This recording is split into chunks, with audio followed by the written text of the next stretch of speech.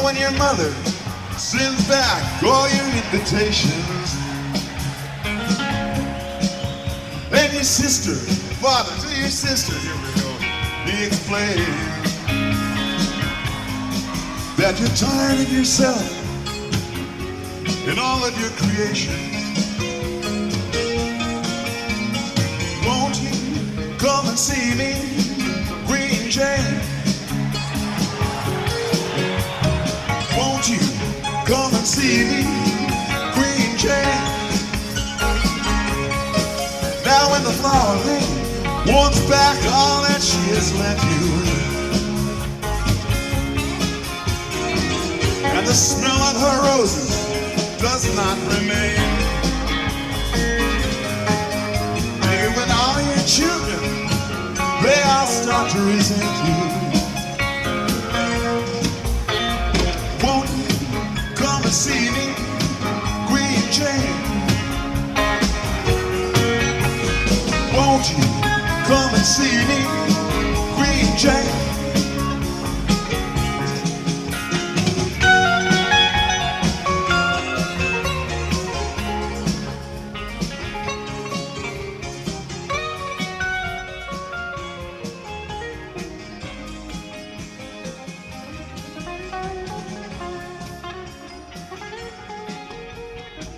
Chapter 11 of Habits That Handicap. This is a paper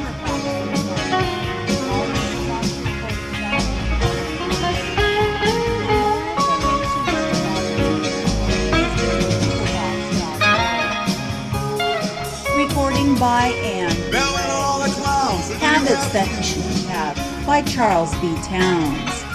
Chapter 11. Preventive Measures for the Drug Evil. Early in my investigations into the proper facilities for the medical treatment of drug users, it became apparent that this could not be properly carried out in the patient's own environment. In a general hospital where new facilities had not been introduced, or in the usual sanatorium, it became necessary for me then to outline some system by which the medical profession might properly take up the work, and to suggest some basis on which the medical men of various states might combine in an effort to remove the treatment of these sufferers from the hands of the irresponsible. Some, if not the majority, of the worthiest subjects of the drug habit are people who cannot pay large sums or travel long distances in their search for relief. It seemed clear, therefore, that state institutions should be equipped with facilities and knowledge for dealing with this affliction. The need for practical instruction. At the present time, there is in existence no clinic or practical place of demonstration where a doctor can get competent instruction in this important branch of medical work. I hope the time will come when it may be possible for me to offer to the medical profession a clinic where the professional student may prepare for this line of effort as effectively as he may now prepare himself for any special work, like nose and throat diseases. This can come about only through some arrangement in which I have no financial interest. Skepticism of the medical profession. I am fully aware that I must first overcome a strong undercurrent of skepticism among the members of the medical profession. The efficacy of the treatment must be proved. Even among the best informed physicians, it is a popular belief that the treatment which I announce as simple is really an impossibility. No matter what the doctor has hoped that he might do, he has been told by textbooks and articles in medical periodicals that it cannot be done. This fallacious teaching must be counteracted before much can be accomplished, and in the progress of the work, many traditions of the profession must be violated before he can hope to accomplish anything of importance in the administration of my method of treatment. The physician must understand that the length of time a drug user has been taking the drug, the quantity that he has taken, and the manner of its administration are matters of no consequence. Short histories in small amounts, long histories in large amounts, are all one when it comes to the administration of this treatment. I went to Dr. Richard C. Cabot of Boston with a letter of introduction from Dr. Alexander Lambert of New York, whom he knew well and admired. He listened to my statement of the facts, which I have just set forth. I have heard what you say, but I shall not believe it until it has been demonstrated to me, he declared. I demonstrated it and convinced him. A similar skepticism remains general throughout the medical profession. The experience that the medical profession has already had in New York State as the result of prohibitive legislation indicates that many problems that arise immediately after the drug is put beyond the reach of those who have acquired the habit. It is only natural that the unscrupulous should seek to take advantage of the opportunities created by this situation.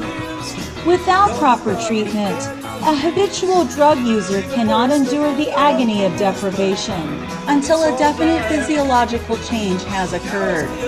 So that unless the medical profession is informed of this fact, and the community at large is provided with facilities for the administration of the required treatment, it is almost inevitable that restrictive measures will be followed immediately by the victimization of the unfortunate by the unscrupulous. One detail of the peril to society, which may accrue from a general cessation of the drug traffic without the provision of proper facilities for the care of those who have been its victims, is that those who are accustomed to drugs, on being suddenly deprived of them, almost invariably turn to alcohol for stimulation and, without being the least relieved of the drug habit, with abnormal speed become alcoholics. Modern society presents few spectacles of suffering more acute than that endured by the drunken drug fiend. Few persons, moreover, are so dangerous to its welfare.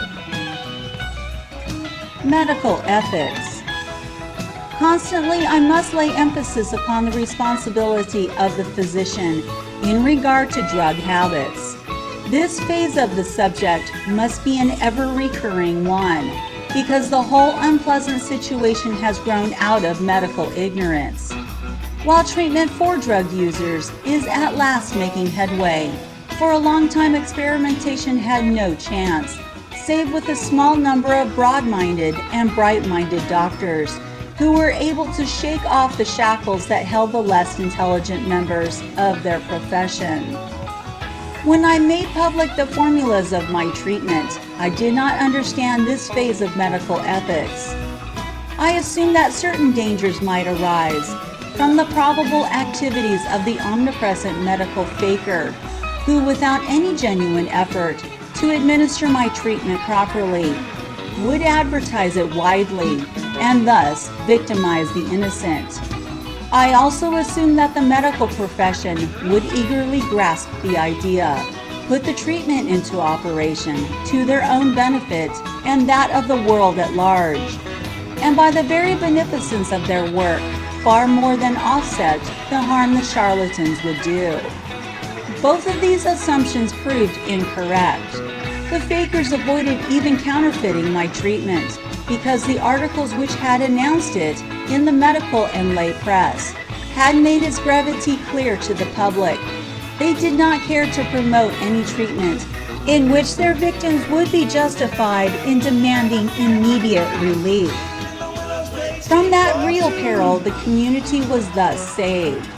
But the general indifference of the medical profession was equally surprising and at first somewhat discouraging.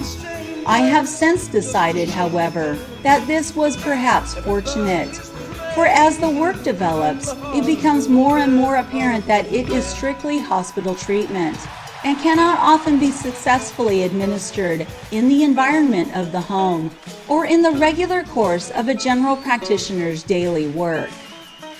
In another part of this book, I shall have more to say about the medical buzzards who, working outside of medical ethics, and in defiance of the usual admirable spirit of the profession as a whole, without regard to financial or ethical honesty, indulge in whatever practices seem to promise them the greatest profit. How dangerous these men are, not only to the patient, but to the profession, has many times been illustrated.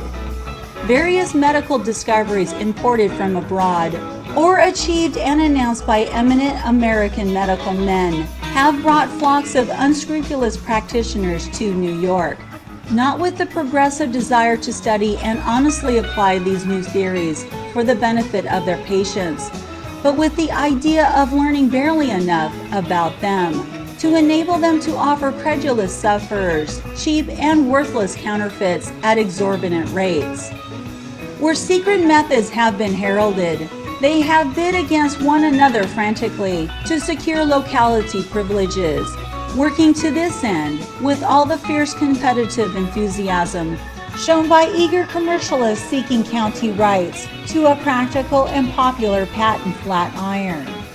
It is my earnest hope that the wave of reform which has begun in New York State, and which will undoubtedly carry new and effective drug legislation into every state of the Union before it loses its forward impulse, may not revitalize these unworthy schemers. It was partly the hope of preventing this evil that led to the writing of this book. The progress of intelligent legislation will fill the land with much suffering from the tortures of drug deprivation. Therefore, events have placed a solemn obligation upon the medical profession to satisfy itself of the efficacy of my treatment, even though a new organization for that purpose should be necessary. After the profession is assured of the value of the treatment, many should achieve competence in its administration. Then it will become a matter of duty to see that every community is provided with facilities and a staff of experts sufficient to meet the special needs that may arise there. If such an organization should be formed, I should be glad to devote my services to it. The author's experience with the drug habit. My opportunities for observation in this field have extended over 14 years of constant study. They have included investigations in the Orient and Europe, as well as in the United States, and have dealt with patients of every class. Early in my work, I found it difficult to secure subjects, and presently saw that I could do so only by personally searching the underworld for them. It was a complicated task, full of unexpected problems. As I could not engage salaried people for the carrying out of the details of the treatment, it became necessary for me to do everything except the medical work, and to assume all except the medical responsibility. But what I at first deemed a hardship proved in the end to be an advantage, for if I had had plenty of money with which to carry on my work, I should never have mastered its details. It may be that the need for making the work strictly self-supporting from the start led to one of my first important psychological discoveries, that any person worth saving is either able to pay a reasonable amount for treatment or can make the price of it a deferred obligation of such a character that it will certainly be met. The experience from which this and other statements in this book have been deduced is not an experience gained from casual or even regular daily calls of a few minutes or a few hours upon the patients under treatment, but is due to years in which I have frequently spent 22 hours out of every 24 in the same building with them and subject to their constant call. After having proved the efficacy of treatment at home, it seemed advisable to make a journey to the Orient, where drug habits were notoriously more common than elsewhere. It was the desire to study them at first hand and literally buy wholesale which led me to China, where I opened 3 hospitals, and in the course of 11 months, supervised the treatment for the opium habit of over 4,000 Chinese. During this period, I treated all who presented themselves. The ages of those to whom relief was given ranged from 18 to 76. Among the 4,000 patients, not one fatality occurred, although many of them were extreme cases. And I was able to obtain the assistance of only one foreign physician who could be considered responsible. The rest of the work was done by untrained Chinese boys who administered the capsules at stated hours, and not one of whom was capable of intelligently counting a patient's pulse. I have said that not one fatality occurred. It is pleasant for me to add that during the whole 14 years of my practice, although I have had thousands under treatment, many of them in exceedingly bad physical condition at the time the treatment was begun, and with their drug symptoms complicated by various and serious physical ailments, and often accented by alcoholism, only 4 cases have died. Successful achievements in the cure of drug users. A new precedent had been established with cases of this character in the course of my hospital experience. For the first time, the treatment has been reduced to a definite hospital system, during which the resident physician is never divorced from his patient, and in the course of which complete and elaborate bedside histories and charts are kept.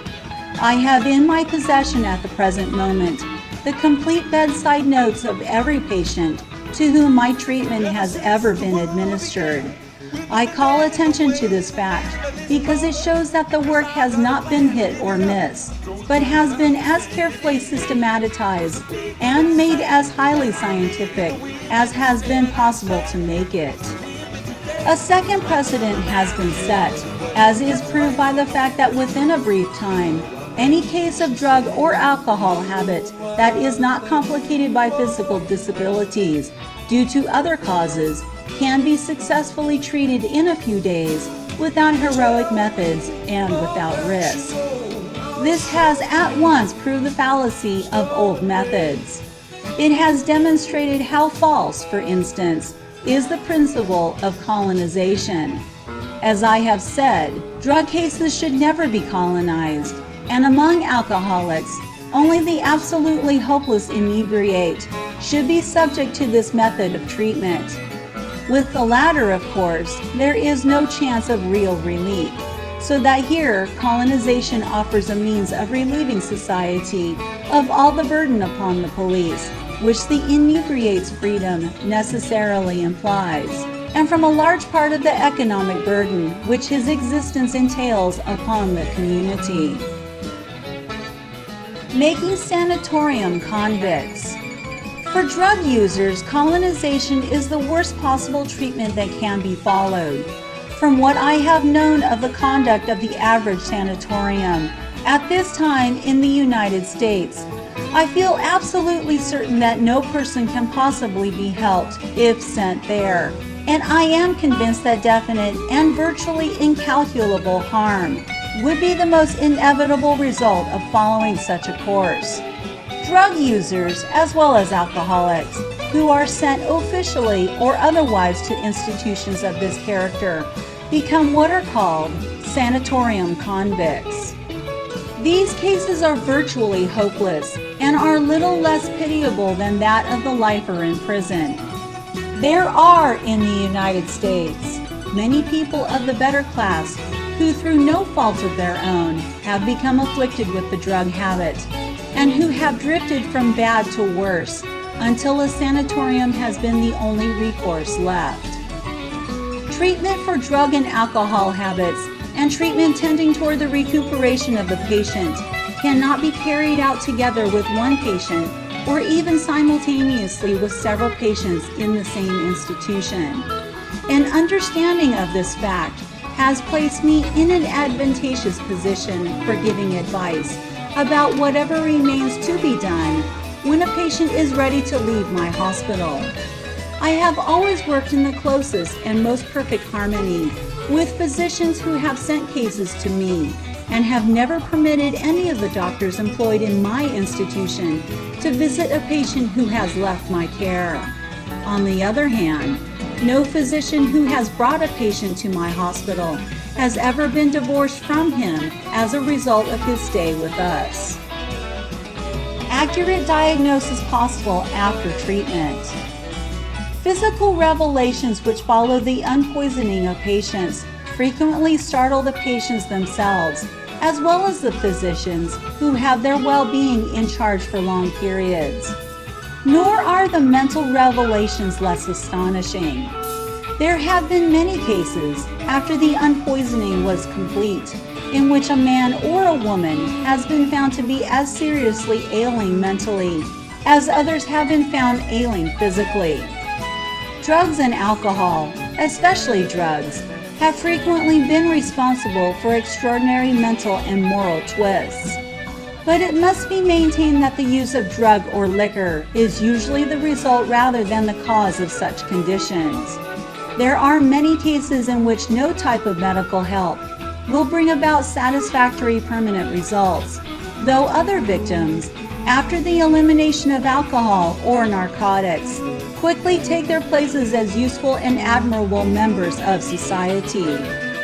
The problem confronting the physiologist after a patient has been relieved of a drug or drink habit is comparatively simple. If this relief makes diagnosis possible and reveals the existence of an unsuspected but curable ailment, the course to follow is obvious. With the psychologist, the problem is frequently far more complicated. The useless citizen who becomes a drug or drink user will remain a useless citizen after the drug or drink habit has been eliminated. To this class belong most of those who readily relapse into their old habits after the systems have been thoroughly cleared of the physiological demand for the substance of their habit. Thus, perhaps the most important query of the psychologist interested in this work must ask after the treatment of a patient is, what is left of value and what can be done with it? It is a curious fact that usually more is left in the case of a poor than in the case of a rich patient. No one is so hopeless as the vagrant rich. No man will ever make a reputation in work of this character who deals wholly or principally with people to whom money has no value. Unpoisoning the user is only the first step. My work has brought me to the conclusion that few physicians seem able accurately to classify their own patients. Even the specialists in psychology, who should be able to weigh all of the details of men's mental and moral, as well as physical being, seems likely to go astray when he considers a psychology that has been affected either by drink or drugs. Many physicians seem to be imbued with the idea that after a patient has been through the process of treatment for a drug or drink habit, he will be entirely made over. But the fact is that the elimination of drugs or drink from a degenerate will not eliminate degeneracy. Nothing, in fact, will eliminate it except stopping the breeding of degenerates. In my work, I have found it necessary sometimes to seek advice from as many as half a dozen physical and psychological specialists in connection with one case. While instances have been very numerous, in which several specialists have been really required for the welfare of the patient, the need had been so thoroughly concealed by the patient's drug habit that it was not apparent until the effect of the drugs was thoroughly eliminated. Necessity for careful psychological study. In most instances, expert treatment for the medical condition after drug or drink elimination is as essential as expert attention from the doctor of medicine, and if success is to be achieved, must be regarded as an entirely separate task. Habitual users of drug or drink are literally human derelicts. The symptoms of their true condition are submerged, and to clear them of their concealed weaknesses It is necessary to lift them like a barnacle-ridden hulk into the dry dock for investigation and repair. I regard as a preferred risk among the victims of the drug habits those who have acquired it through the administration of a narcotic by physicians in time of pain or illness. Such a case, if treated before too great a deterioration has taken place, may be considered almost certain of relief, provided no other ailment discloses itself. On the other hand, where the drug habit is the direct or indirect result of alcoholic dissipation or sexual excesses, or is a social vice, the case is extra hazardous.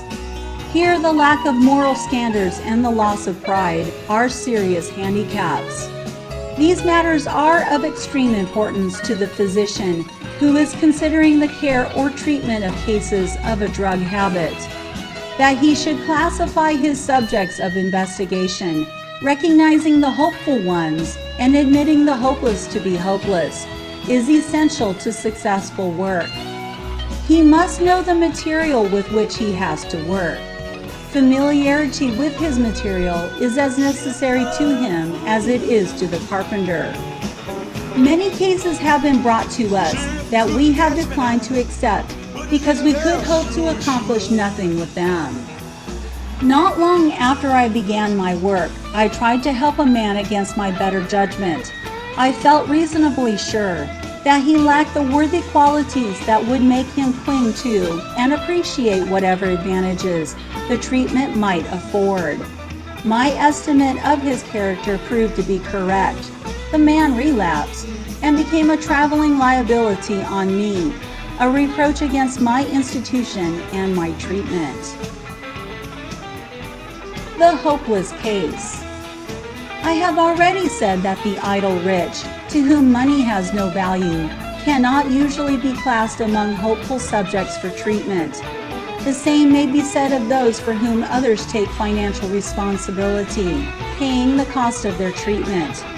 If such cases do not already belong in the human scrap heap, this mistaken kindness is very likely to place them there. However, I believe that those among this class who have become public charges and refuse to work should be forced to do so by state or municipal authority. Society or their own families should not bear the burden of their useless existence. They should be segregated in some place where they will be physically comfortable, where they may be made industrious and useful, and where a separation of the sexes will prevent the increase of their worthless kind. My judgment is that the man or the woman who through the vagaries of his or her own disposition has once been forced to wear the stripes of disgrace is likely to employ the same tailor during the rest of his or her life. Such persons will become permanent boarders at one or another of the places provided for the seclusion of the worthless. It is well that where they are first sequestered, they should be permanently kept. Through this course alone, society will be spared the periodical havoc they will be sure to work during their intervals of freedom. Impersonal relations between physician and patient necessary. Certain dangers inevitably arise where an intimacy exists between doctor and patient, since few physicians are morally so constituted that they will order a prosperous patient to do this or that or find another physician. In other words, instances have not been uncommon where the toleration of physicians for unfortunate practices among their patients has had its basis, and perhaps one not entirely inexcusable in these days of high pressure from professional competition in self-interest. Social relations also have often led physicians to tolerate practices that they knew to be harmful to their patients and to the community. A patient who is a member of an influential club or a fashionable church is likely to be an asset of exceptional value to the physician whom he patronizes, for he is likely to recommend him to his friends. Good business management on the physician's part leads him to keep such a patient good-natured and comfortable.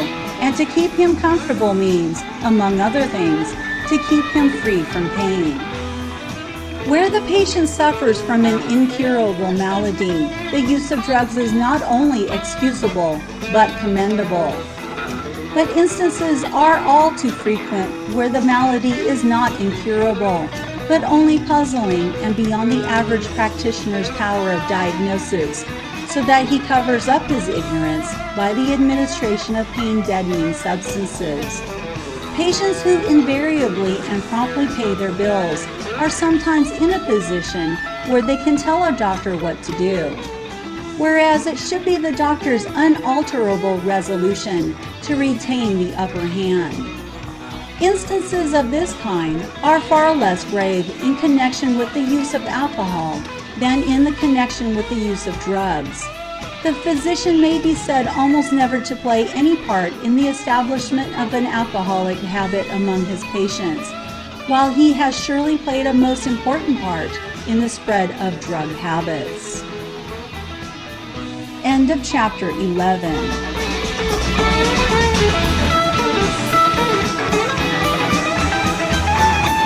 T for Texas, yeah, to this T for Timbuktu. T for Texas, yes, to this T for Timbuktu. T right here in DC, where the little girls know what to do. Just what to do. Oh, it's born in a desert. Oh, it's raised in London. Born in a desert. Oh, it's raised in London. Well, my number one occupation, stealing women from their other men. Listen, I'll do it again. Hey, now my number one occupation, stealing women